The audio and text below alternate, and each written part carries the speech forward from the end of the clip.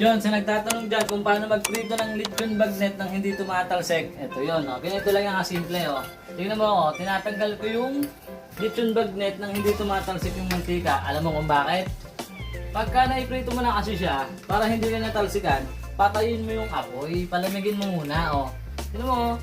Hindi na ako tinatalsikan. Papakita ko sa'yo kung paano maglagay, oh. Pag naglagay ako niya ng ipiprito ko ulit, hindi ako niyan matatalsikan. Hindi kagaya ng ginagawa ng iba.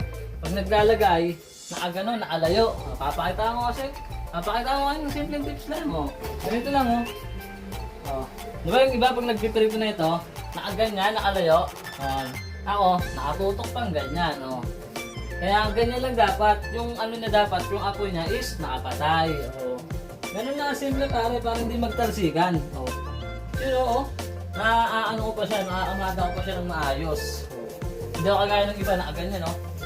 Tapos tatakbong palayo. Ganun na kasimple, oh. Tapos, pag babaliktarin mo naman, para hindi ka matalsikan, ganun din. Pagka prito niya ng ibabaw, patayin mo yung apoy, tapos tanggalin mo lang yung init niya, tsaka mo baliktarin. Hindi ka niya matatalsikan, tingnan mo. Kaya, pagka prito na ito, papakita ko sa'yo, pag babaliktarin mo na, ha? Relax ka lang dyan, oh. Okay?